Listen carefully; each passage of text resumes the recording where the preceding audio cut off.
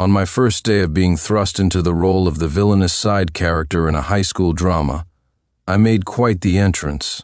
Right on the stage during the flag-raising ceremony, in front of my cheating girlfriend Lily and the entire student body, I decisively slapped the male lead, Ethan, twice across the face. Standing there, I declared with a smirk, "Apologies for bullying my half-brother. I'm quite pleased with myself. Guess I'm back to my villainous roots. Anyway, it's not my style to play the good guy." The monthly school assembly at Woodrow High was in full swing. Beneath the stage, a sea of students sat in neat rows. On stage, a mix of students stood, some to be praised, others to be reprimanded. But today only two people were under the spotlight, me, Cere, and the male lead, Ethan. The teacher began, "Last week, senior student Cere from Class 1 was caught by the disciplinary officer publicly bullying his classmate Ethan.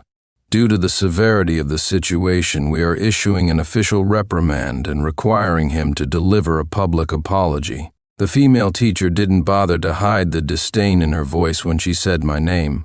I took the microphone from her hand, my expression calm. "Last week I did verbally bully my classmate Ethan.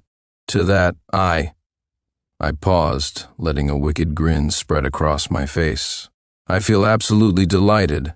Of course, I hope it left a deep impression on him." The crowd erupted in gasps and whispers. The teachers on stage turned pale, their faces a mix of shock and fury. Ethan, who had been standing smugly behind me moments earlier, now looked horrified. When I suddenly turned toward him, he instinctively took a few steps back. But it wasn't fast enough. Slap, slap. 2 crisp smacks echoed across the stage as I struck him again. I dusted off my stinging palms and glanced down at Ethan, now sprawled on the ground, dazed. A grin tugged at the corner of my lips. "Apologies for bullying my half-brother," I repeated, my voice dripping with mockery. "But honestly, if this illegitimate brat dares to show up at my house again, I won't hesitate to do it all over again." The microphone amplified my scornful words, ensuring every student in the audience heard them loud and clear. The teachers scrambled to take the microphone from me, likely fearing what other outrageous things I might say. Meanwhile, I calmly walked off the stage, leaving behind a mess for the school staff to clean up and an auditorium full of stunned students. Ethan's planned moment of glory, completely ruined. If memory served me right, in the original story, today was the day the original Cere stood on stage, read a heartfelt apology, and admitted to his bullying behavior. That moment solidified his role as the villain, while Ethan, the golden boy, shone brightly in contrast. From that day on, Cere faced relentless isolation throughout his high school years, his every action inevitably linked to his past misdeeds. But let's be real, the original Cere wasn't wrong. Was it so unreasonable to warn an illegitimate child like Ethan to stay away from his fiancée, or to tell him to stop causing trouble at his house? No. The original Cere's only mistake was not being ruthless enough. A proper villain doesn't half-ass things, and I wasn't about to make that same mistake. As I made my way toward the school gate, I pulled out my phone to call the family driver. "Come pick me up at the gate," I instructed. But before I could leave, the stern-faced security guard stepped in front of me. "Not during school hours," he said firmly. "Students aren't allowed to leave campus." Realizing he wasn't trying to be difficult, I decided not to push back too hard. Turning my back to him, I pinched my thigh hard enough to make my eyes water, then spun back around, my face a mask of grief. "Sir, my mom just passed away. I need to go home immediately." The guard's expression softened, his hand dropping to his side. "Oh, son," he sighed, patting my back sympathetically. "Your mom wouldn't want you to be so upset. Go on then. Take care of yourself." I walked out the gate, feeling the weight of his pitying gaze on me the entire way. Outside, I glanced up and down the street. The driver wasn't here yet, he'd said 20 minutes. Nearby, a row of shops caught my eye. One barbecue joint in particular stood out, its smoky aroma wafting toward me. Inside, only a few people sat scattered across the tables, chatting lazily. I ordered 20 skewers of grilled lamb kidneys and found a quiet corner to sit. Grilled kidneys were my go-to comfort food, a habit I'd carried with me even after ending up in this story. Whenever I was in a good mood, I'd treat myself to a few skewers. Skewer by skewer, I savored the rich, smoky flavor, washing it down with sips of soda. Bliss. Just as I was about to finish my third skewer, a light melodic voice interrupted me. "Wow, you're amazing, brother. Even the way you hit him was perfectly symmetrical." I turned to find a girl standing behind me, her school uniform fitting her slender frame perfectly. Her fair skin and delicate features gave her an almost ethereal beauty. She smiled at me, her eyes bright and clear. I waved the skewer in my hand slightly, giving her an uncertain look. "Are you talking to me?" She nodded eagerly. "Of course." I turned back to my food, my tone cold as I replied, "I don't know you." The girl froze, her movement to sit down hesitating mid-motion.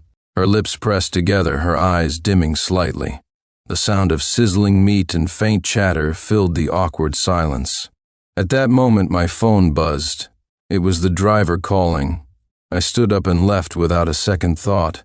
The person opposite me stared as if wanting to say something but hesitated.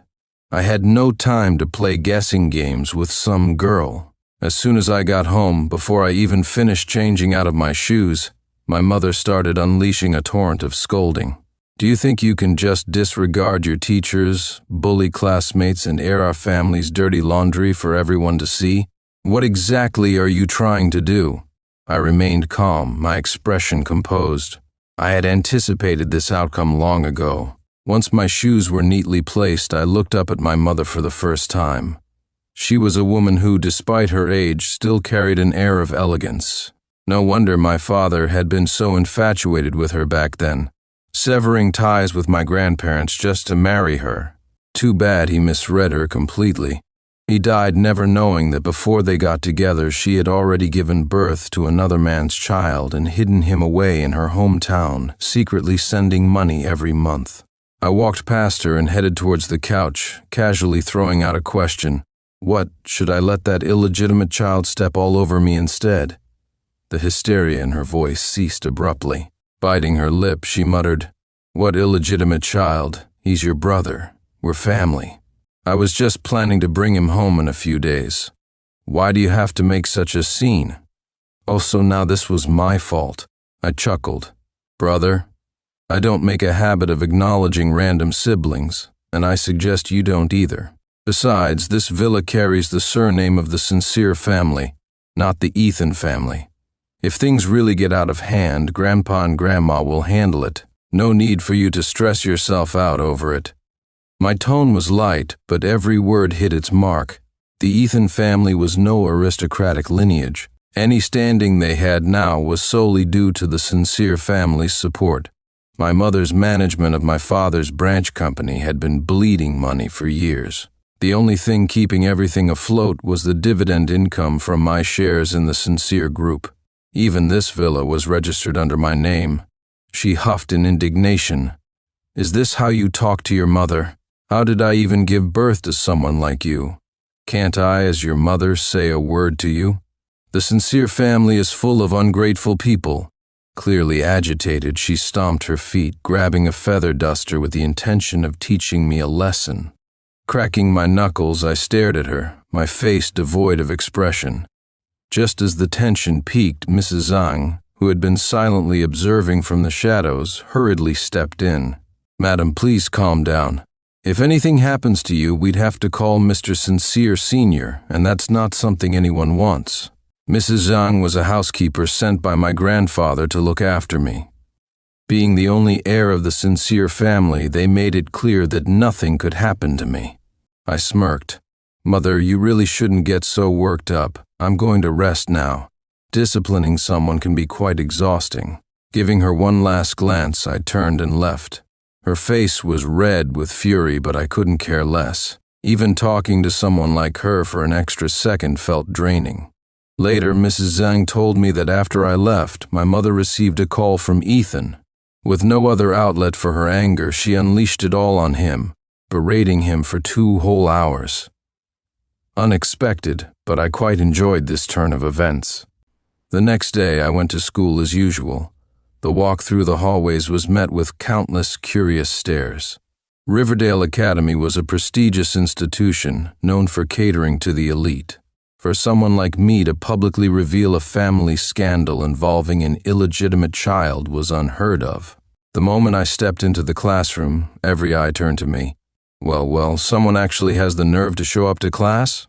If it were me, I would have already withdrawn from school out of sheer embarrassment, someone sneered. 2 boys sitting in the corner exchanged mocking glances as I entered. I turned my cold gaze to them. They were Ethan's little lackeys. Smiling faintly, I replied, "You're right, I didn't expect it either. You 2 always act like Ethan's closest buddies, yet you can't even stand the sight of him, the illegitimate child, attending our school." Their faces froze in shock, clearly not anticipating my retort. Stammering, one of them tried to counter, "Who are you talking about? If you don't have the brains to back it up, then don't bother opening your mouth." "It's annoying," I said flatly. The classroom erupted in laughter. Some, who clearly enjoyed the drama, started egging them on. "Yeah, seriously, what's your problem? Even the person involved isn't saying anything, so why are you making such a fuss?" Exactly. Amidst the noise, Ethan finally stepped forward, his demeanor humble and apologetic. "Sincere," he said.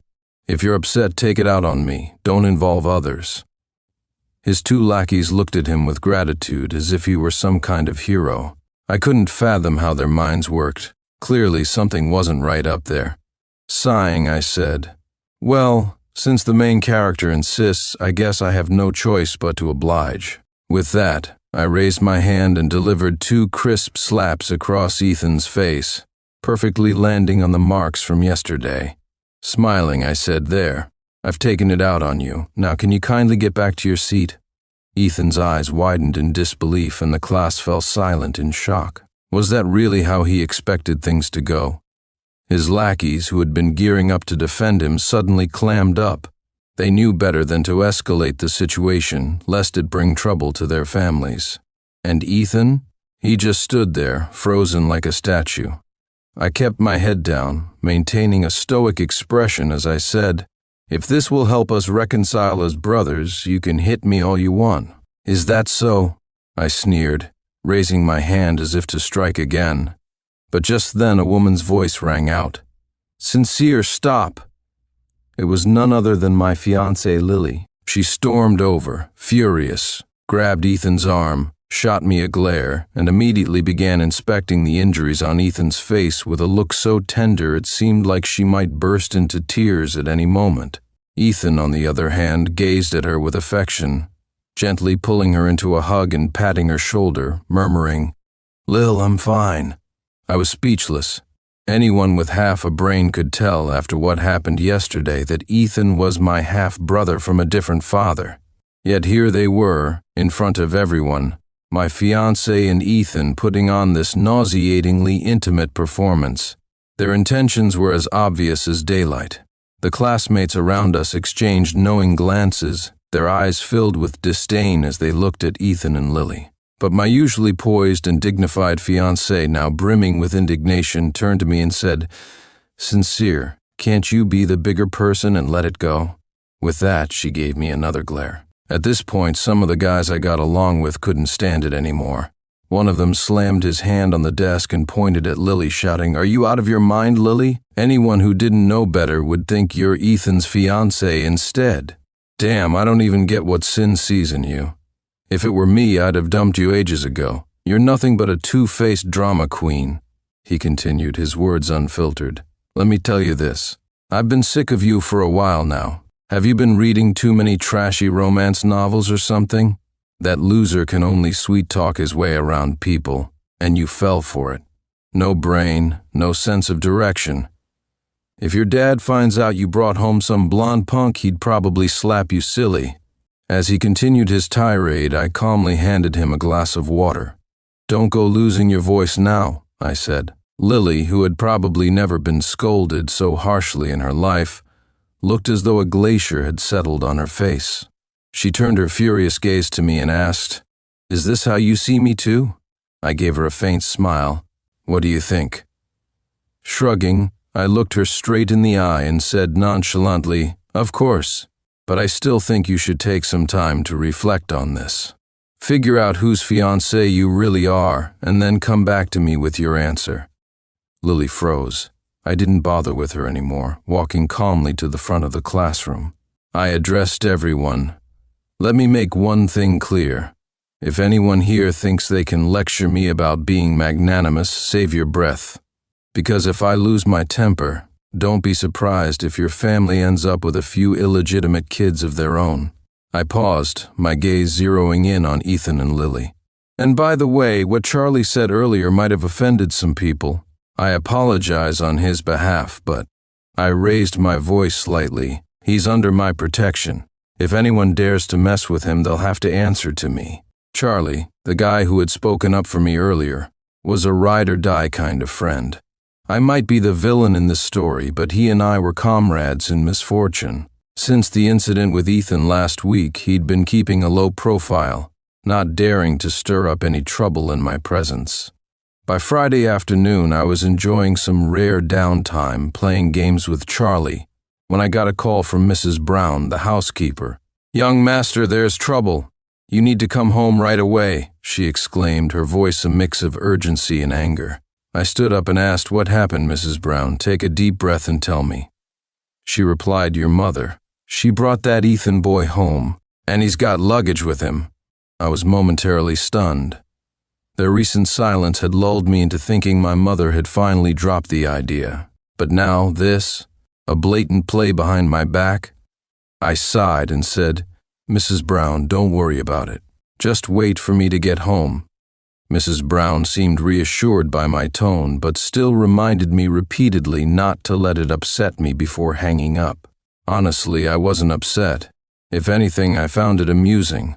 Wasting emotions on a mother like mine, I'd rather spend that energy on something that actually made me happy. Charlie, who had overheard the call, was livid. "How can people be so shameless?" he fumed.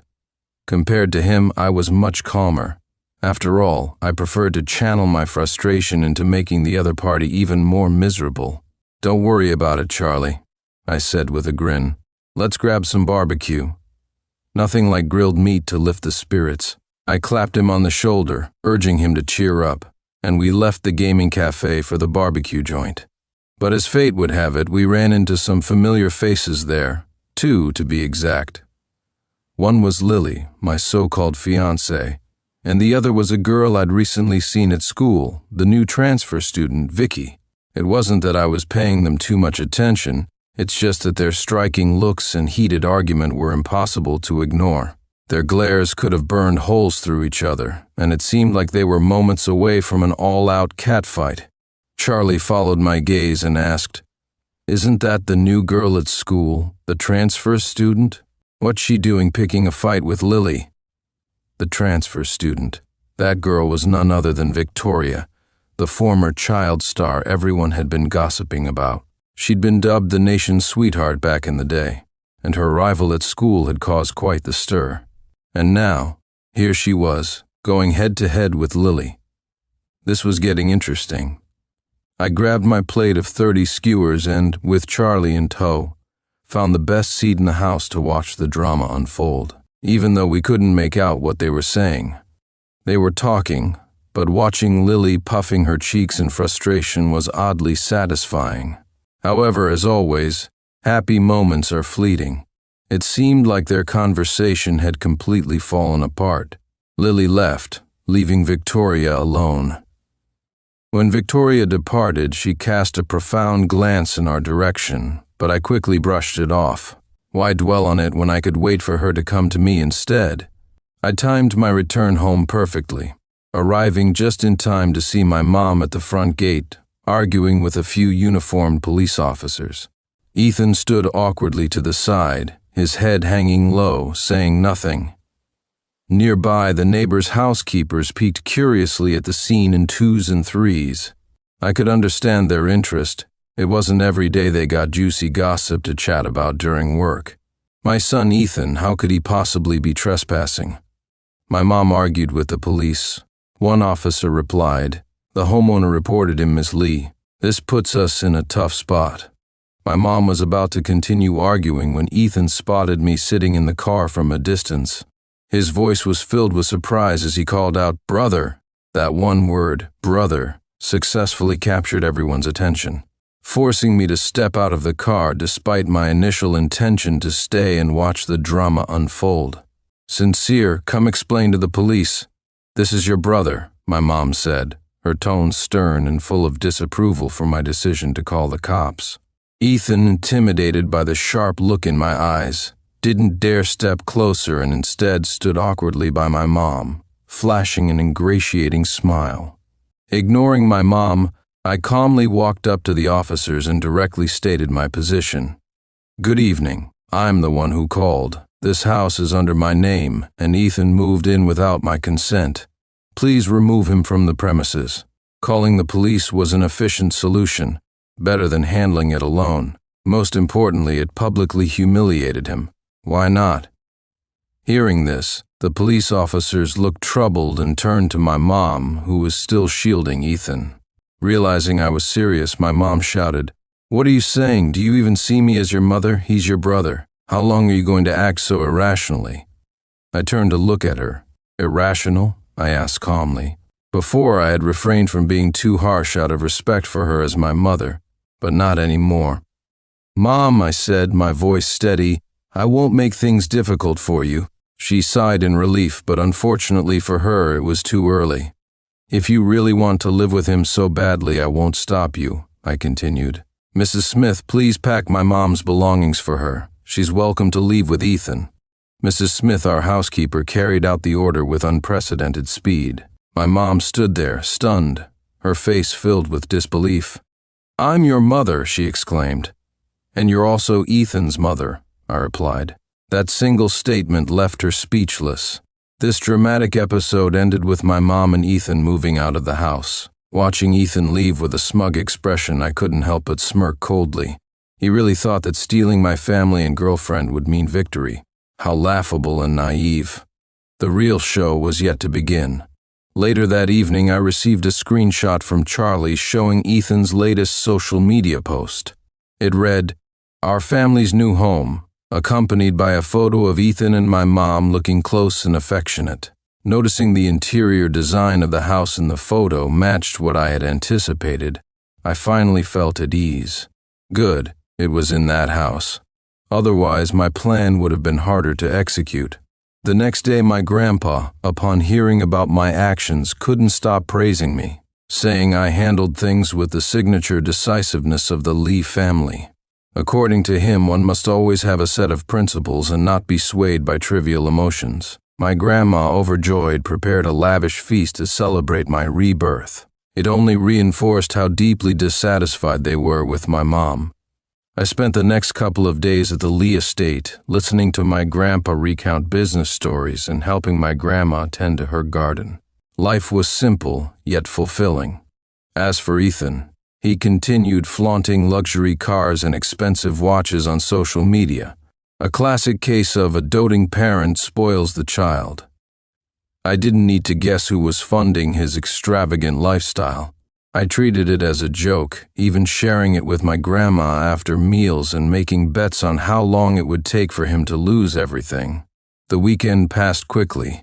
As a high school senior, most of my time had to be spent at school. At school, Ethan continued his usual antics, frequently trying to chat up Lily and offering her rides in his flashy new car, under the pretense of worrying about her safety on the way home. But this time, Lily acted unusually distant. She even tried to talk to me a few times, but I avoided her decisively. Charlie, puzzled, asked, "Is Lily having a change of heart?" I merely smiled and said ambiguously, "Maybe she was impressed by your heroic words last time." Charlie burst out laughing. "Really?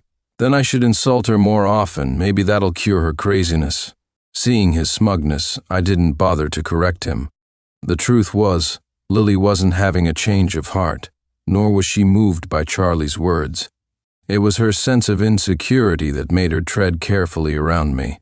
During my short stay at the Lee estate, my grandma had shared plenty of gossip about Lily's family.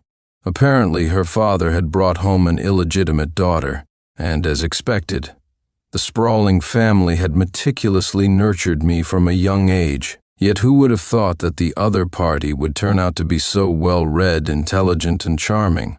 In comparison, Lily's spoiled and capricious nature as a wealthy heiress seemed a bit lacking.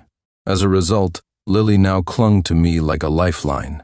Only by marrying me, the sole heir to the Sinclair Corporation, could she maintain her position of value and continue her lifestyle as a prominent socialite.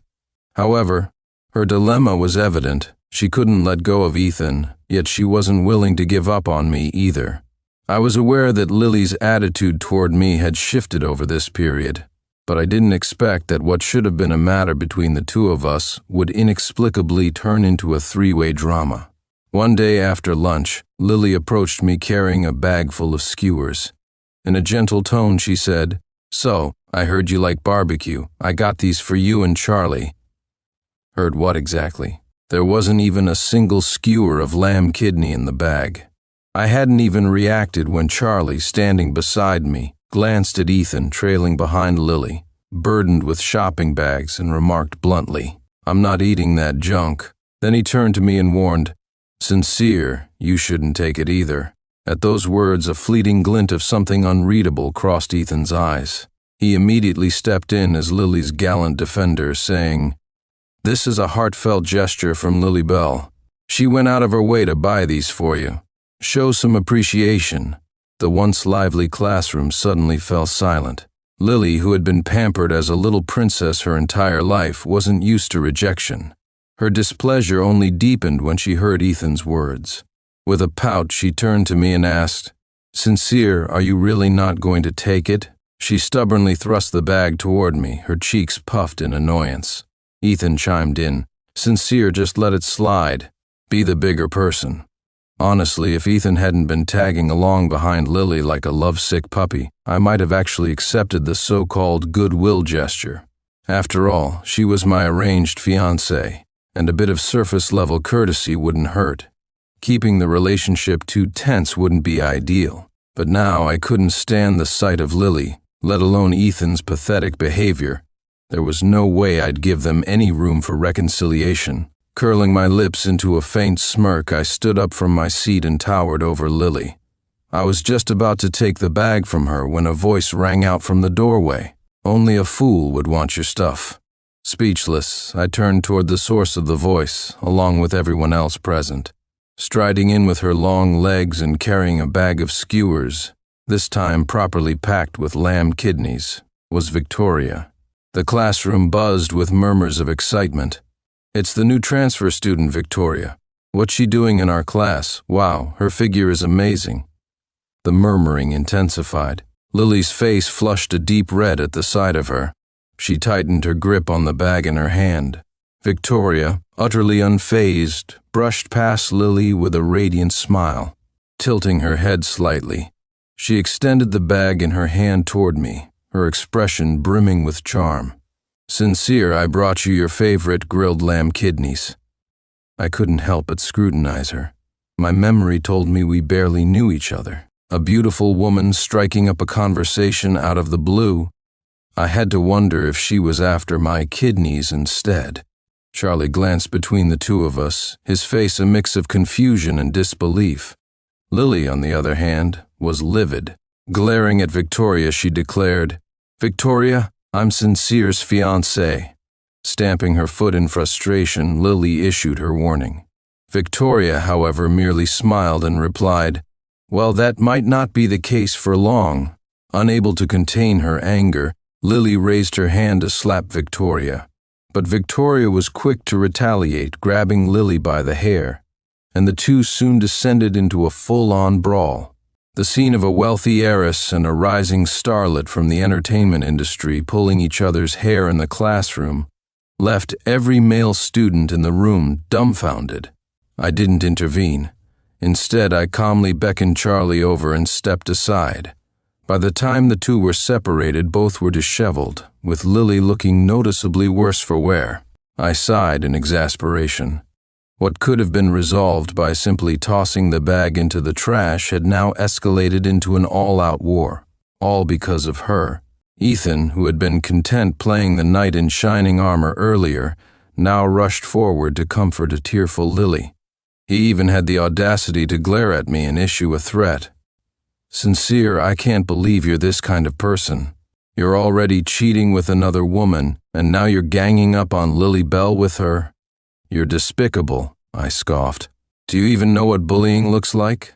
With that, I strode forward and delivered a swift kick to his stomach, sending him sprawling to the floor. "This is bullying," I said. Lily opened her mouth to hurl insults, but before she could get a word out, I silenced her with a sharp roundhouse kick. Victoria, watching from the side, smirked and commented, "Looks like the Sinclair family isn't just good with their hands. Their legs pack a punch, too." I pinched the bridge of my nose, exasperated. This is ridiculous. Resorting to such self-destructive tactics to provoke others was far from wise. Sure enough, both women were later reprimanded and forced to write apologies. As for why Victoria kept showing up around me and why she had gone out of her way to provoke Lily, the answer finally came to light on my 18th birthday. The grand celebration was held at the Sinclair estate. My grandfather had spared no expense, turning it into a lavish affair. Virtually every notable figure in the city was in attendance, just as I was. As I exchanged pleasantries with Lily's father, Victoria suddenly called him Dad. Keep in mind that Lily's father was, well, Lily's father. I maintained a polite smile on the surface, but it was difficult to hide the storm brewing in my eyes. She was the illegitimate daughter the Shaws had recently brought back into the family. To have him bring her to this party? I had to admit this woman had some skills. After doing the rounds with my grandfather, I found a moment to slip away to the garden for some rest. Dealing with those seasoned veterans of the business world was exhausting. If you weren't careful, you'd easily fall into one of their traps. "Why are you following me?" I asked. My voice tinged with irritation as I heard footsteps steadily approaching from behind. Already tired, I didn't bother hiding my annoyance. Victoria, however, showed no signs of remorse for intruding. Instead, she answered with a mischievous smile, completely disregarding my question. "Lily and your mom didn't come to your birthday party, did they?" "And?" I asked coldly. "Well, I figured this would happen the moment the party started. It's probably because Ethan suddenly fell ill, and your mom and Lily had to take care of him. That's all," I said, dismissing it as unimportant. Thanks to my grandfather and the Cere family, the city's elite had all shown up to celebrate my birthday. Who could compare to them in terms of status? Their absence didn't make the party any less grand. If anything, I was relieved they weren't there to pollute the air. Victoria sat beside me, leaning in slightly with her chin resting on one hand. "Cere, I actually like you a lot," she said. The playful glint in her eyes faded, replaced by a hint of probing. I shook my head. "But I don't like you. I've never had any fondness for illegitimate sons or daughters. Victoria, don't waste your tricks on me. I couldn't care less about the Shaw family's affairs." I hadn't been sure what Victoria wanted from me at first, but if she didn't make her intentions clear after today, then it would truly be a waste of all the years my grandfather spent grooming her. She wanted to rope me in to help her deal with Lily, maybe even replace Lily as my fiancée. But now, her smile carried a trace of disappointment. "So, Cere, are you just going to let Ethan and Lily off like that?" she asked, still trying to stir the pot. But I wasn't about to play along. Standing up, I smoothed my expression into one of indifference. "I can handle my own affairs. I don't need teammates. So I suggest you stay in your lane and stop provoking me. If you drag me into the Shaw family drama, I can't guarantee I won't betray you in the end." Victoria froze for a moment, seemingly caught off guard by my warning, but she quickly recovered, pouting and saying, "You're overthinking things, Cere. Her interruption had sapped any desire I had to stay and rest. After all, I was the guest of honor at this party. It wouldn't be appropriate to remain absent for too long. Turning, I headed back to the main hall, leaving Victoria to decide for herself whether to stay or go. After the birthday party, Ethan sent me a flood of messages, all full of apologies, claiming it was his fault my mom and Lily couldn't attend. He kept urging me to blame him instead. What was he trying to prove? With a line like that, how could I not give him a special gift for his upcoming birthday? When Ethan's birthday rolled around, he made a big deal of it. He invited all our classmates to his house and even asked Lily in class if she was coming. Of course she was. That was clearly a message meant for me. Over the past few weeks, seeing that I hadn't reacted to their interactions, Lily had become increasingly bold. She probably thought I'd never call off our engagement since I hadn't said a word against her in front of our families. On Ethan's birthday, I saw his social media posts flaunting his wealth and couldn't help but feel genuinely happy for him. The higher the climb, the harder the fall. The next day, I turned on my phone, which I'd powered off the night before. Hundreds of messages and missed calls bombarded me, some from my mom, some from Lily, and a few from Charlie, who sent updates that were easy to miss amidst the chaos. Smiling faintly, I got into my car and headed to school. As soon as Charlie saw me, he rushed over, brimming with excitement.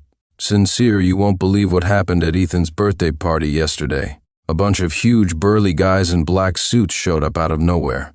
He gestured wildly as he spoke, eager to add more detail. "They said the house Ethan's living in belongs to their boss. Everyone he invited was kicked out on the spot. You should have seen Ethan's face, it was priceless." Glancing over at Ethan, who sat at his desk looking pale as a sheet, I couldn't help but feel satisfied. My gift had clearly hit the mark. "Cere, why would you do something like this? Ethan and I couldn't make it to your birthday because of unforeseen circumstances, and you repay him like this.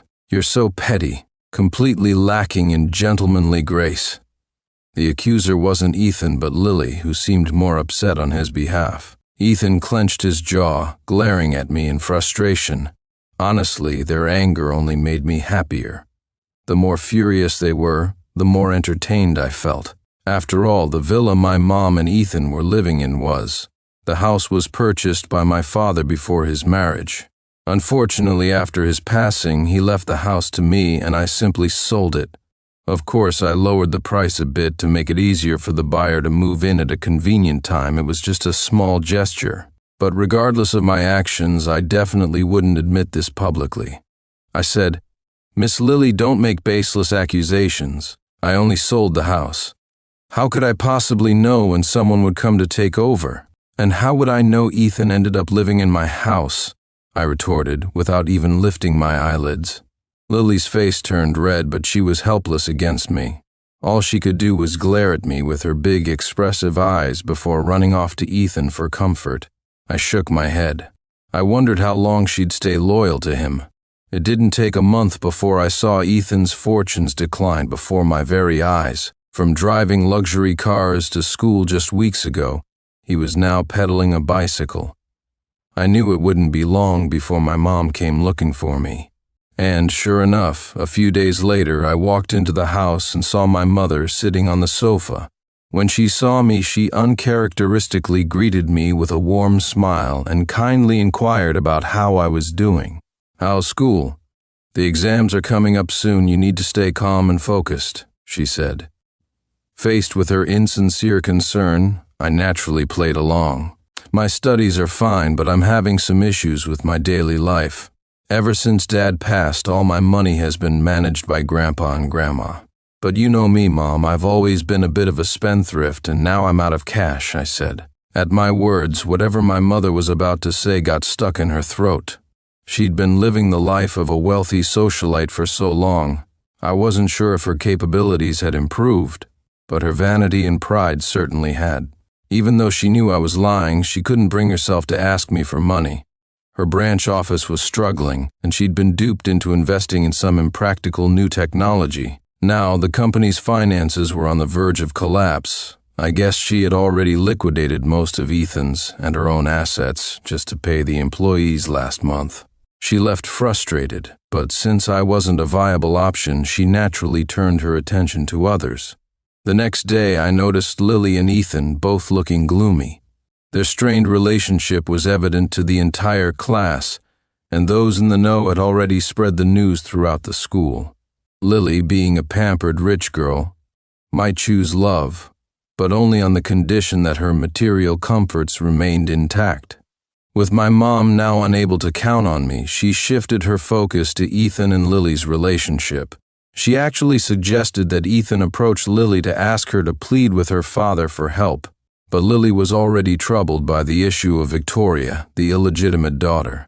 She feared losing her current privileged life and naturally refused to risk upsetting her family by helping Ethan and my mother.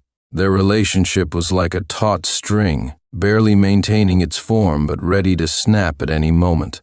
As the malicious supporting character that I am, I wouldn't let such an opportunity slip by.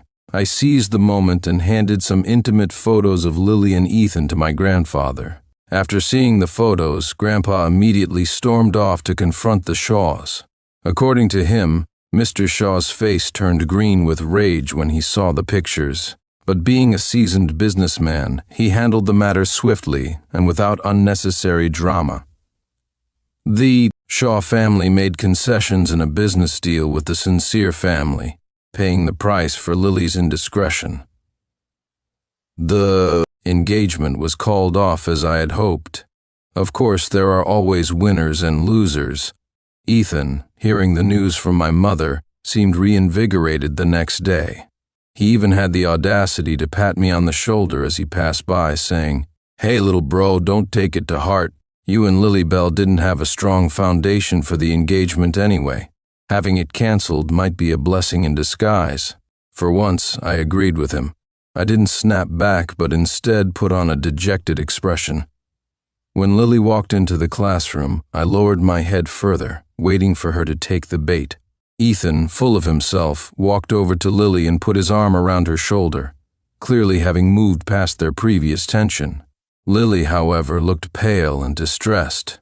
She pushed Ethan's arm away and quietly walked over to me. In a low voice, she asked, "Cere, why did you call off the engagement?" I didn't say a word, keeping my gaze fixed on Ethan. My silence said it all. My demeanor gave Lily hope, as if my face was screaming, "As long as you break off your relationship with Ethan, we can still go back to how things were." Lily hesitated before saying, "I don't like him. I only see him as a brother." It was clear she had spent the entire night thinking this over. Between her comfortable life and love, her current lifestyle ultimately mattered more. Ethan's smile froze. He stood there stunned, unable to comprehend what he had just heard. After a long pause, he grabbed Lily's hand and said in disbelief, "Lily, what are you saying? Didn't you agree to marry me when I proposed?" I looked at him with. Disappointed, I glanced at Lily several times. By now, how could Lily still not understand? She quickly distanced herself from Ethan, saying, "Eth, what are you talking about? How could I possibly want to marry you? I've always seen you as a brother. If that gave you the wrong impression, then I can only apologize." Hearing this heartless statement, Ethan clenched his fists so tightly that his whole hand trembled uncontrollably. The pain and despair he felt made even me want to applaud. With my goal accomplished, a cold smile tugged at the corners of my mouth. I said, "Little brother, don't take this to heart. You and Lily don't have any emotional foundation. It's better to clear things up early. I'll return your own words to you." Ethan was so angry that he fainted on the spot and had to be carried out of the classroom and sent to the nurse's office. Lily glanced at him a few times but ultimately didn't follow. Instead, she turned her hopeful gaze toward me and said, "Sin, it's all been a misunderstanding between us. In a few days, my mom and I will visit your family to clear things up. Let's keep our engagement as planned, okay?" I frowned and replied, "When did I ever say our engagement was still an option? Lily, what are you even thinking?" I looked at her coldly, the feigned melancholy from earlier completely gone. I said, "Cere is still the heir to the Cere group, with or without you. There are plenty of other options out there. What makes you think I must choose you?" Though my voice wasn't loud, it was more than enough for the whole classroom to hear. Lily stood frozen in place, her eyes brimming with grievance. She turned her head away, said nothing, and walked off. After that day, Lily still tried to reconcile with Ethan. But everyone could see the rift between them, the arguments, the helplessness, the compromises. It all seemed to erode what little affection they had for each other. Unsurprisingly, their college entrance exams ended in disaster. During the summer after the exams, Lily's mother's business branch declared bankruptcy. She started showing up at my villa frequently, trying to curry favor and seek my help. Ethan, once a top-ranking student, barely managed to get into an average college. Lily performed even worse, scoring lower than Victoria, who was an art student. It's said that Lily's father was furious and sent her abroad to study. Everyone knew she had been abandoned by the Shu family. When she eventually returned, there was no place for her in their household. Years later, I finished college and began learning to take over the Cere group. Looking back, I'm still grateful for how ruthless I was back then. Life's script is never set in stone. When your role is defined as a supporting character, just keep your head up and move forward.